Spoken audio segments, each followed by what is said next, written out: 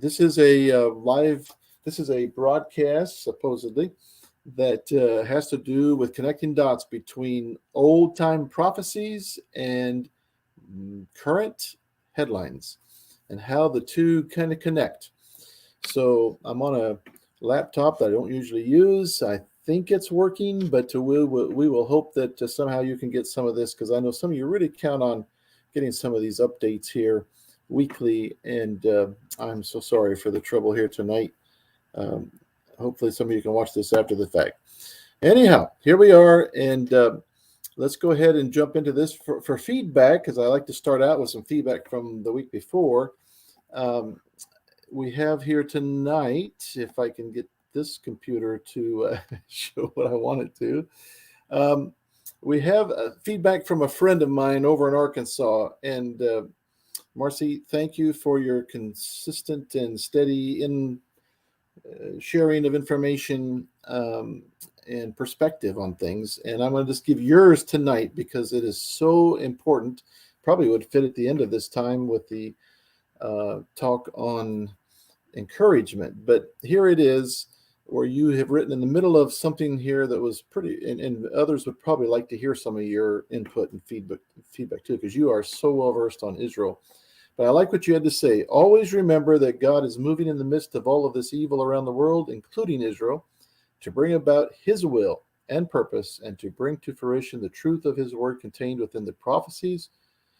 God bless you, my friend. Thank you for saying that, Marcy, and for keeping that right there at the very front of our thoughts, because that is what this is all about. It really is. In this realization that God knows exactly what he's doing. He's in control. Let's go ahead and just talk for a minute about the prophecies. For those of you who are not familiar with what this is an end times update based on prophecies in Scripture. And there's no great mystery to it. In fact, I really think that many theologians and many teachers and people out there make this into some great science, eschatological, end time science, when it's not as complicated as it appears. And I found that out for myself after having studied in college on end times and having to write a term paper. And, oh man, to defend a certain position, it was like amazing. But when I came with some other believers here about 2014, 2015, to just studying the scriptures for what they said, it's amazing how simple it became. And we started with the teachings of Jesus, which are not some symbolisms or idioms or other thought-provoking dreamer type talk. It is straight answer to the disciples' question about what would be the signs of the end of the times. And he gives that in Matthew 24, Mark 13, Luke 21, other places there's references to it. But that really made things simple. And now we seem to be able to fit everything that Paul said, Peter said, John in Revelation, and the Old Testament prophets. It all pulls together. It's not that complicated. And if you'd like information on some of that, feel free to reach out to me there at davidcarylifecoach@gmail.com. Not that I know it all or that we have figured it all out, but it is definitely simpler than what I ever envisioned it was back in the years I was in college and seminary. What we've done is we've taken these teachings, we've numbered the prophecies. We have 21 of them at present. We're going to add some more here soon, but we've talked about the things, we've numbered them so that we could somehow kind of track what is modern day headlines that fit those prophecies. And rather, for time's sake tonight, I won't go down through all of them, but you can kind of see for yourself here if you want to take the time to look through some of these. It's P8 is prophecy 8, P9 is prophecy 9, P10 prophecy 10, and it just goes right on down through. So in a minute, you will see some headlines that fit those prophecies. And here we come now. I generalized one thing. One thing I said we have to have is this understanding that all the things that Jesus and other prophets said, it took it from just the small city, small country, small mentality of humankind into the global. And I didn't even see that when I first started studying prophecy, but now I do see it. And here it is. There has to be all these things that are global, from physical distress, persecution, apostasy, evangelism, translation, communications, audiovisual, currency, financial system, ID system, government, and there'd have to be a third temple that exists for the things that were prophesied, and all these things are coming into perspective even now. In fact, last week I took a picture, and my wife and daughter thought it was a prank when I put in some puzzle they were working on a table in the sunroom, a big picture. And what I'm saying is that there are all these pieces of the puzzle right now in prophecy that are falling in place. And if you and I are not seeing the big picture, we get confused and we go, "What in the world is going on?"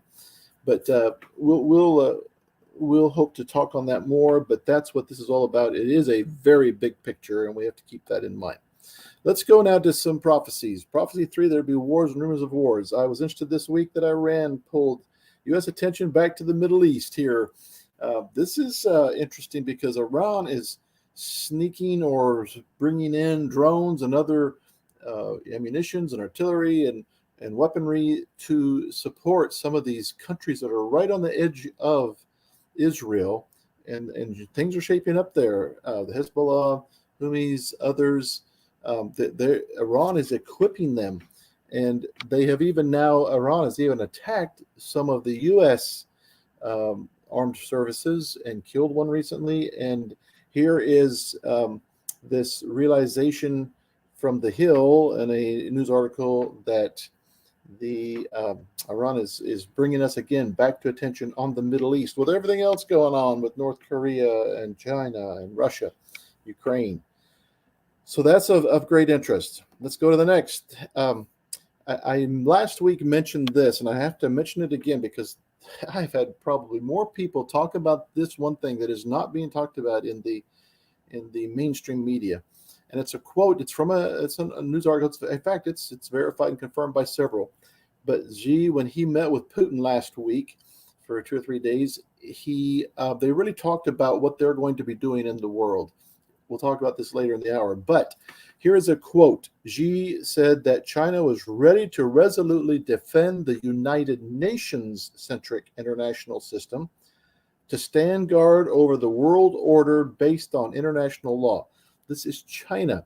So for all those people that have wondered, okay, how is the United Nations going to see their 2030 agenda, 17 sustainable goals brought into order? It's going to be through China, Russia, and others. And you're going, yeah, right. Let's see them do something to us. And I'm going, you need to wake up. If you're not seeing and hearing what's going on and what the plan is and what the intent is, in fact, listen on right here, you will see that there are some things here. I don't know what it's going to take for some of my friends and family and others to wake up. It took me a long time, I will admit that. But for those of you who are questioning these things, I would really like to have you take serious what's going on here in the news and what's being said that you're not hearing much from on your nightly news. It's very important that you kind of consider that. China warns of resolute countermeasures if McCarthy meets Taiwan later. That is right now taking place with, well, I should say not that meeting, but we have the Taiwan leader making the rounds. And this is going to be very interesting to see what happens. I think China is looking for a very good reason to go ahead now. And with all they've been setting up for months, those of you who've been following this with me and others, they've been setting things up. And now all they need is a good reason to go ahead now and start the process of winning the war or engaging in war with Taiwan. Another part to do with this wars and rumors of wars. Taiwan arrives in U.S. to warnings from China of serious confrontation. So here you go. They're saying the leader goes to America and sees the leaders there, and we will have every right to have a confrontation here. This is interesting. The Air Force Secretary says he's seen nothing more disturbing in a 50-year career than this move by China. And what that move is, it's to really gear up with nuclear wars and to spread them out and have them ready. And that right there, I don't know how this plays, but can you only imagine for the disciples back 2,000 years ago to have heard of wars and rumors of wars, what they might have heard of back then had nothing to do with the magnitude of what we hear of today. And that's the thing that in this time of end times prophecy, I would encourage you all to realize that what Jesus was talking about was really a stepping up of intensity and frequency, and potential trouble with all of these things he mentions. And right now, it is right there. It is happening. Um, and I am just realizing here that we've been without a cam, so we'll bring that into the picture. All right, so let's go to the next picture, which is an interesting article here. Um, this is a fella who Nobel Prize winning journalist, and he says that Russia is very much right now talking up and warning, and that the people are ready for nuclear war because of what is being promoted, steady stream of information coming to the Russian people. He says people here are ready for the nuclear armament, for the nuclear war, and so that's kind of interest, and we've been hearing that in recent weeks on several of these articles. But he says they are ready. Are we ready? What do you think? I'd be interested to know if you think that we in America are ready. I don't think so, to be honest, because I just hear such little talk. There are some of you out there, and there's a fairly good number, uh, and many on other podcasts and other people sharing information, who do seem to be kind of prepared in your thinking, psychologically at least. But most of the people I talk to don't even have a clue of what is shaping up, and how that China and Russia, they are very much, in Iran and North Korea, they are very much, as citizens and civilians, they are prepared for something that is going to happen here on a big scale. And if you're one of those people who is kind of doubting all this, that tells me you haven't been hearing it either. You're not in touch with what's going on, if I could say so respectfully. This is a very serious time. And of course, a lot of us in America, with the American dream, that's the last thing we want to think about or talk about, is something that could be shaping up right here that would hurt our American dream, unfortunately. Let's go to the next category. Jesus said there would be earthquakes, and I've told you over and over, this word is seismos, and some of you are tired of hearing about it, but it's way bigger than just earthquakes. It has to do, the Greek word has to do with disruption due to waves of something, whether it's ground waves like an earthquake, which it is translated as in some passages of scripture, but it can also be gales of wind, and it can be water. It can be several things that can be very harmful and destructive. And this is one of the things that here is a very interesting headline, because this, and I've told you that some of the things that happen to do, I don't know if Jesus was talking about things that would happen right at the time of the end.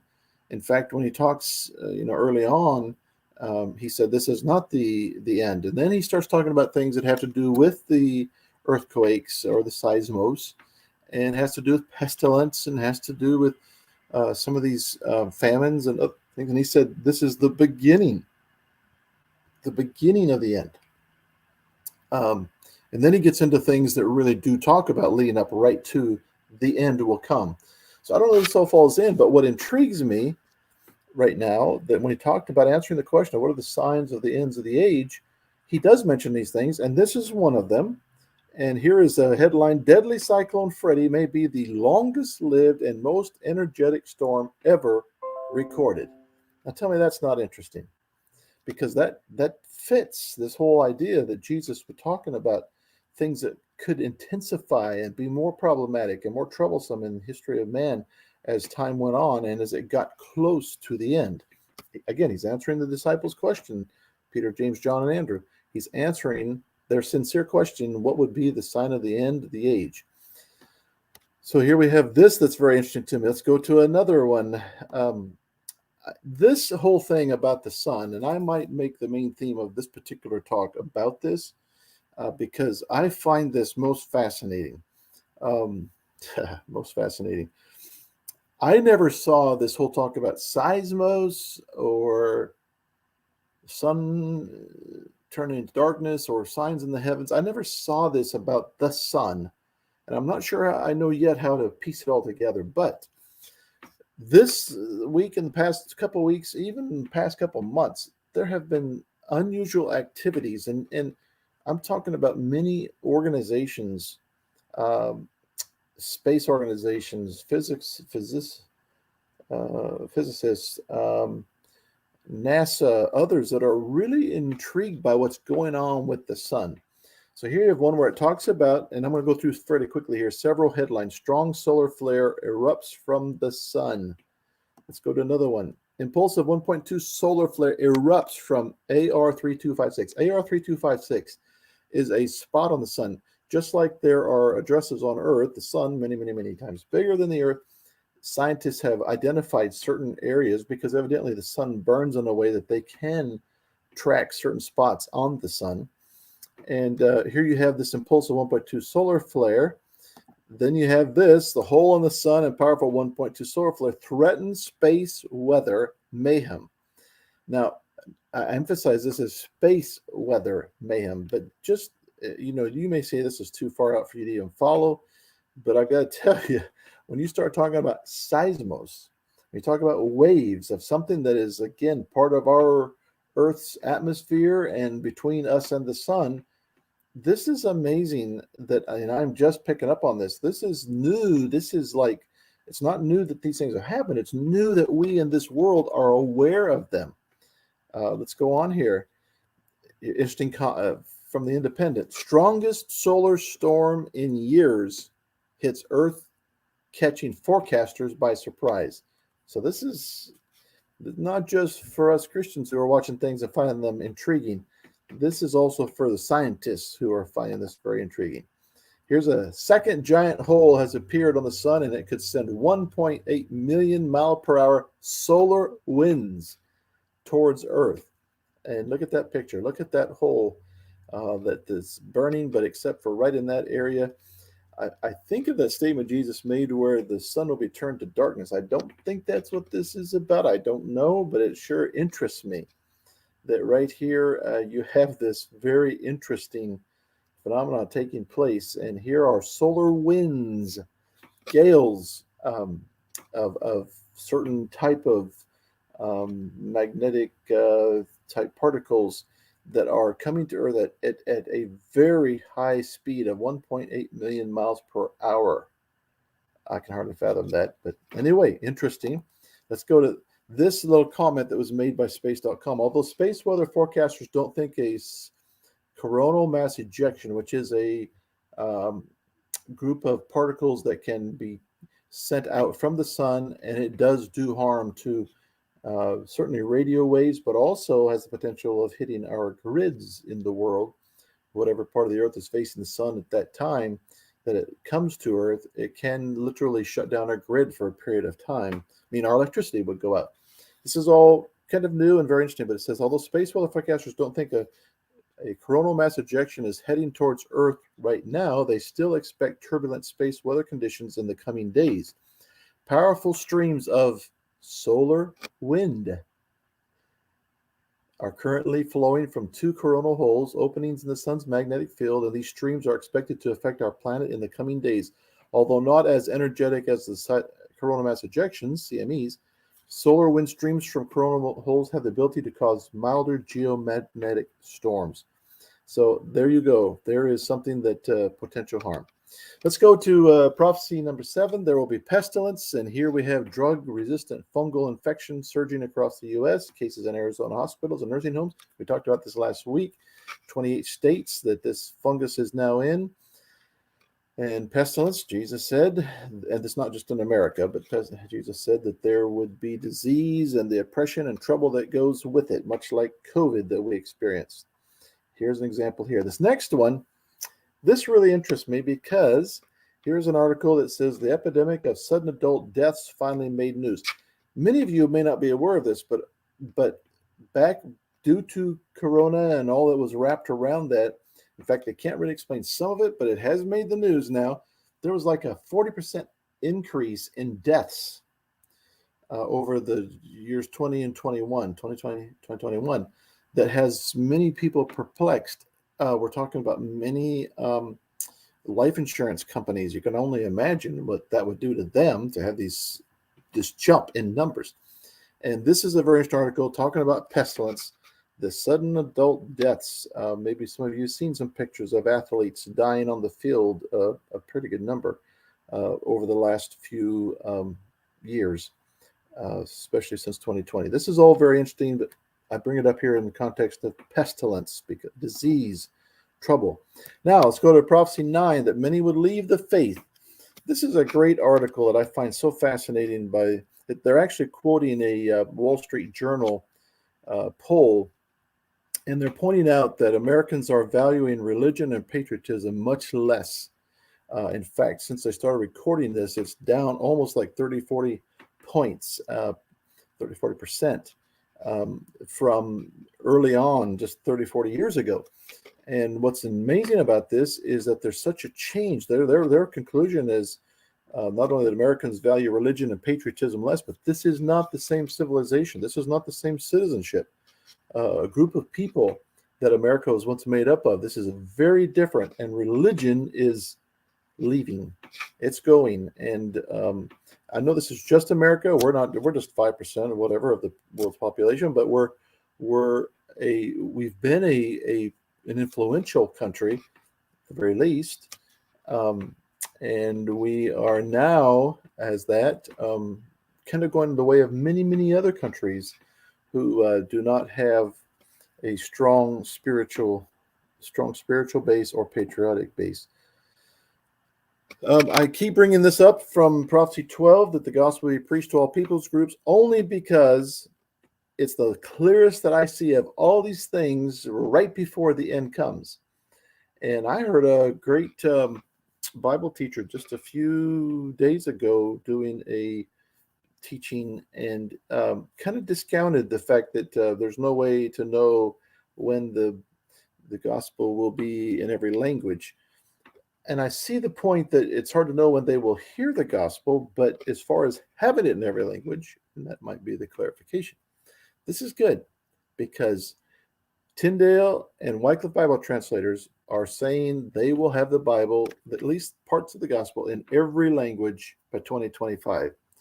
This is 2023 that I talk with you. So I don't know what you're seeing or thinking or feeling, but I just have to tell you, this is not that far away that this will happen, because Jesus says right after this, and then the end will come.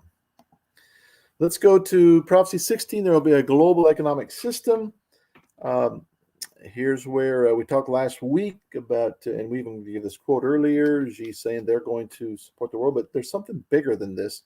And here we have this article, China creates a new world order as Biden ignores the threats. The new world order that China is talking about, in large part right here, is an economic world order. Now you say, what's the big deal about that?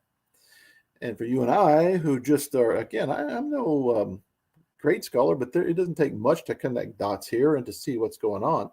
When you have China saying they're going to be backing up the United Nations and their Agenda 2030 and the World Economic Forum and all of these things that are part of what they call the Great Reset and New World Order, to see that they are ready, they are poised, and they have no problem, they have no doubt in their mind they're going to become the world power and take United States' place as the superpower that's been kind of the power known for its. United States have been known as a world power, not just militarily, but economically.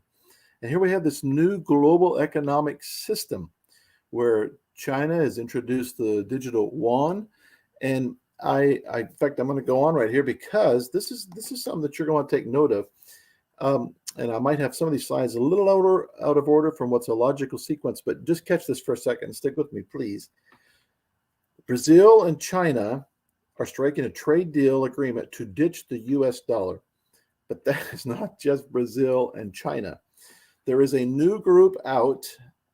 It's not new. It's a new thing that we're going to talk about in a second. I have to tell you that the United States is working, as you know, through some really tough times economically. So on the one hand, the United States is losing its strength with its American dollar. It's losing that strength. And here's a headline: Storm signals are flying. The Evercore founder says U.S. is barreling towards a recession. So here we are. You cannot help but know this is going on. I mean, from mainline news to also, if you go on YouTube and you start searching, you will find top investment authority after another, one after another. And these are not fly by night weirdos. These are guys who have been successful in projecting the strength of our economy in good times, bull and bear times in our stock market. And these are reputable sources who say, and they are almost all in agreement. I maybe have heard one who was a little optimistic that things won't be too bad, but the rest are all saying this. So you have the American dollar decreasing in value and power because we have been there as kind of the main unit of currency that the world deals with. And then we go to this. Oops. Oh man. I thought I had one more slide here. And we have this organization BRICS, BRICS. Now, it's an alliance. It's a group of countries. It's an acronym for Brazil. If I get this, Brazil, Russia, India, China, and South Africa.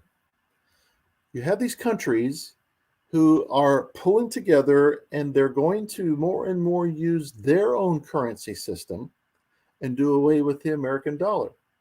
Now, for a lot of you, you're probably like me. This is like way over your head, and you're like gonna turn this off in a heartbeat.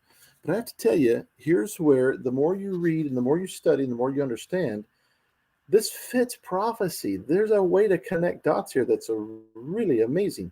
So you have the American dollar losing its value. You have the Chinese yuan and other ruble and other units of currency. Now, with the trade that's going on in this organization, and there are countries that are seeking to be a part of this group. In other words, they're ditching the US dollar. They're going for these other units of currency, and they're saying, we want to trade with you. You'll be interested to know Mexico is very interested in being a part of this group and doing trade with them versus using the US dollar. We have countries all over the globe in numbers that are either interested in or making application to be a part. And now it's called BRICS Plus. And you say, what does that do with prophecy? It has a lot, because as the American dollar drops its value and its power, the other units of currency are gaining. In fact, just in the last week or two, the countries that make up BRICS, their GDP has now exceeded the GDP of the G7, which is what makes up the Western countries. Now, some of you don't know much about this. I don't either. But I know enough to know that there is a balancing act going on.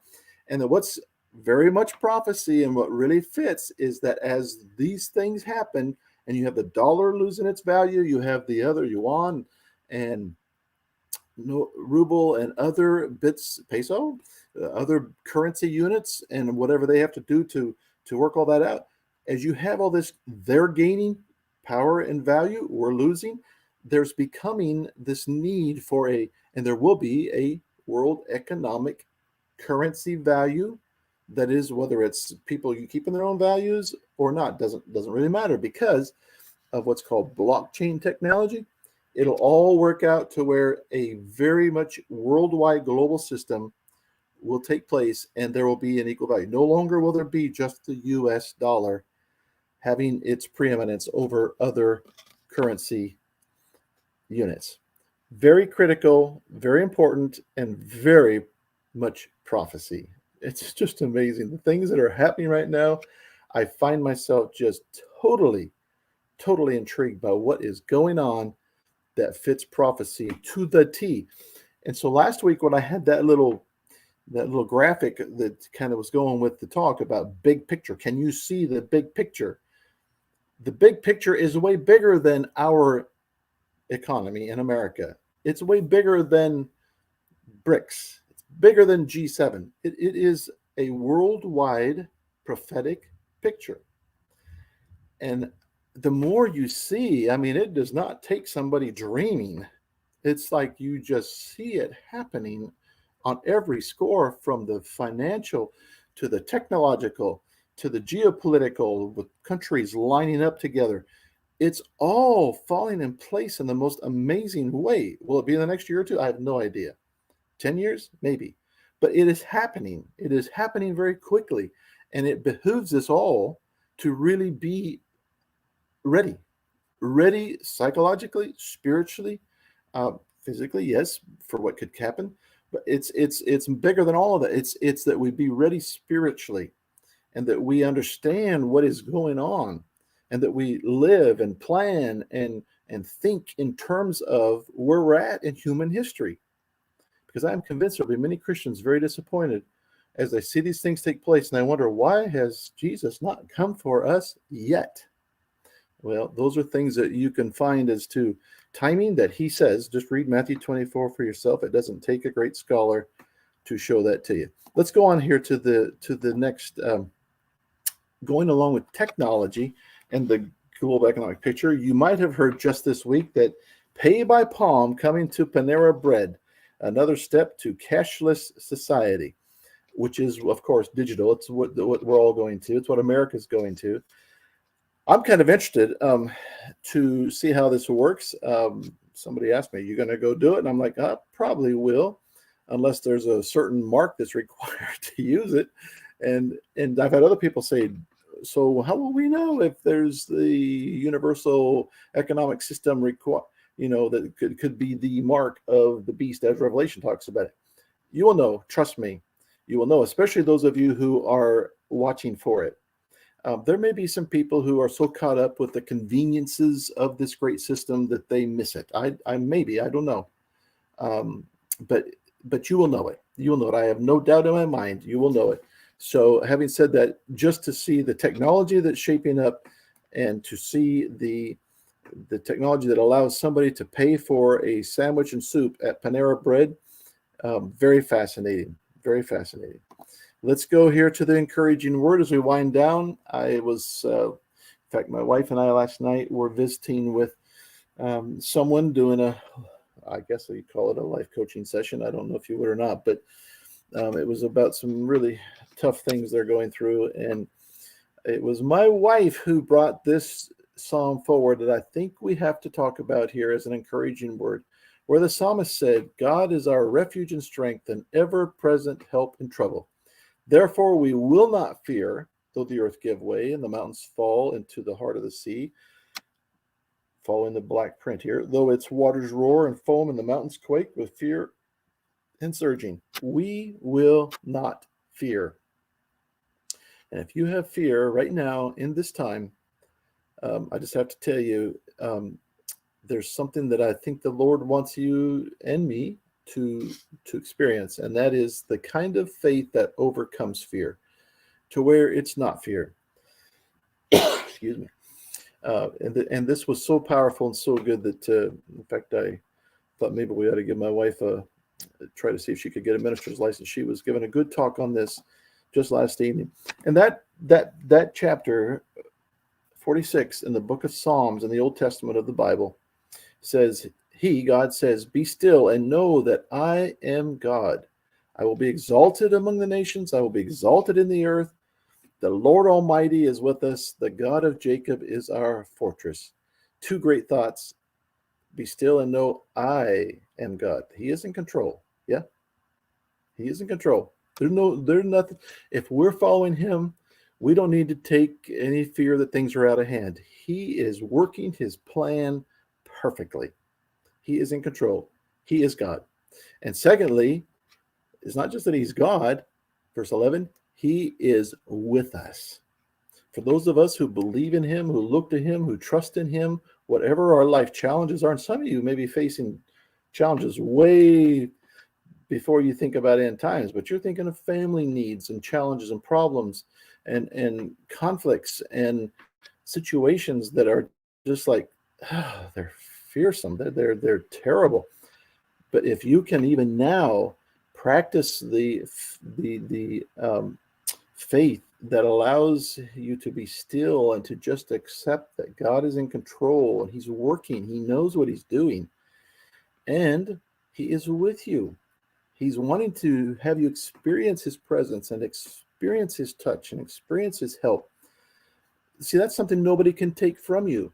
And only you, by your faith. I can't impose it. I can't wish it. I can't bequeath it. I can't do anything to make you feel that. It's you and your walk with God that allows you to truly experience the awareness that he is God and the awareness that he is with you.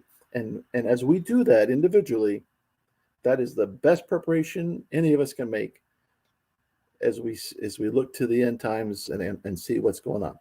Again, I apologize for the late start tonight and the technology problems. I don't understand them at all. My camera's still right here, supposedly going live, but it isn't working.